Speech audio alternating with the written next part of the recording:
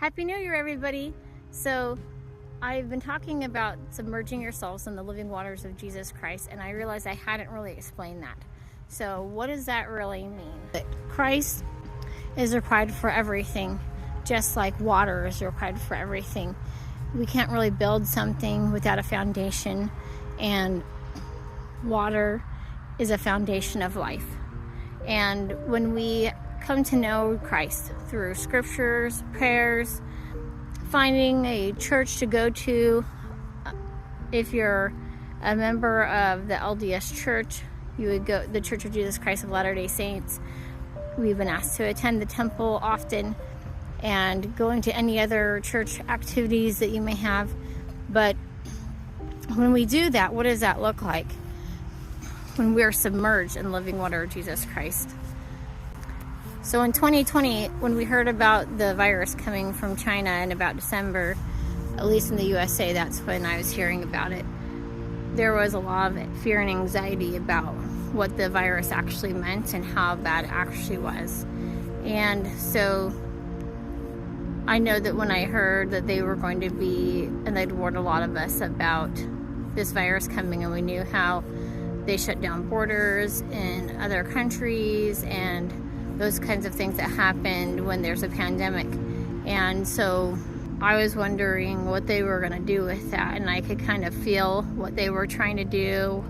And I know that it was about February, they talked about more and more, just increased from December, January, February, talking about this pandemic, and then talking about it in March. And then they were saying that, well, it's just gotten too bad. We really need to close everything down weeks to slow the spread.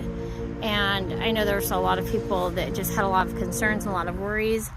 I was just kind of being open, listening to the Lord to know what to do, because He's the one that I can trust. I related it to going underwater, because when you can see everything above the water, there can be just like all kinds of chaos and possibly just distraction going on. But if you're like under the water, you don't hear as much, but you can see and hear the things maybe that matter the most, that are crucial for you, which is what's right before you and right around you. And so that's why I relate that to being submerged in living waters of Jesus Christ, because He helps us to know the things that matter. He helps us to know the things that are important. We can trust and have faith and believe in Him. Even if there's times where we don't understand why something is working out the way that it is, we know when we have a relationship with Him that it's for our own good. When we read scripture, an important part of knowing our ancestors helps us to learn from stories and things that they've gone through.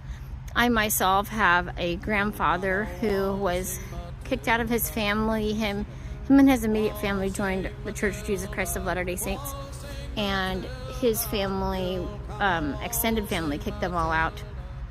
And then my great-grandfather from Mexico, the same thing happened to him as well, because he left the Catholic church that he was going to as a teenager, because he just was like, this isn't right, I just can't do this anymore.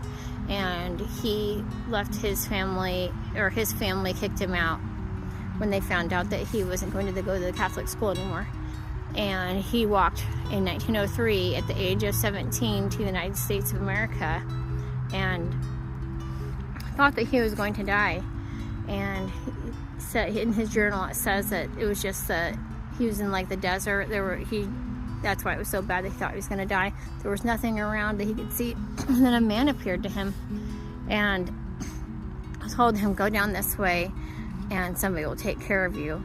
And he, of course, was feeling quite delirious at the time and just didn't really think about it. And he's like, okay. And after he got the instructions from the man, he took a couple steps, and then he said, oh, I need to thank him. And he turned around and nobody was there. Nobody was around. And so later on, when he found out about the Church of Jesus Christ of Latter-day Saints, when he was reading the Book of Mormon, and had found the story of the three Nephites that asked Christ, they said, we want to live until you come again. Well, actually, the Lord knew the intents of their hearts. They didn't actually ask. They were asking, like, in their hearts what they desired. And Christ said, I know what you desire. You desire to live until I come again. And so we know that they're people that help others There's been a lot of different stories of people that have had just angel, something miraculous happen, and have felt that it was possibly one of the 3 Nephites or others. And after he read that story in the scriptures, he felt like it might have been one of those 3 Nephites. And when he changed his name, he chose Ether for his middle name, which is a book in the Book of Mormon. And so to me, that really showed how much he had faith in the Church of Jesus Christ of Latter-day Saints and the truthfulness of the Book of Mormon to him, because he literally took his name, the name of a prophet in there, upon himself. And I'm so grateful for all that they have given to me. I really do feel their blood running in my veins of the knowledge they have and of the truthfulness of the Book of Mormon and the truthfulness of the Church of Jesus Christ of Latter-day Saints. And please share your testimony with me if you can. If you have any questions, I would love to hear those.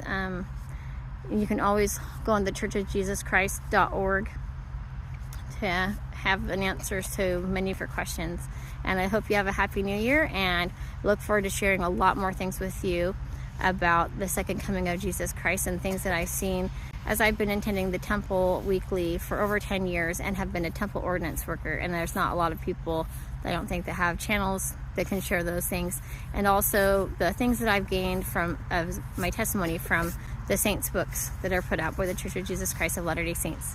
Thanks, and I hope you have a happy new year. Please don't forget to like, comment, and subscribe.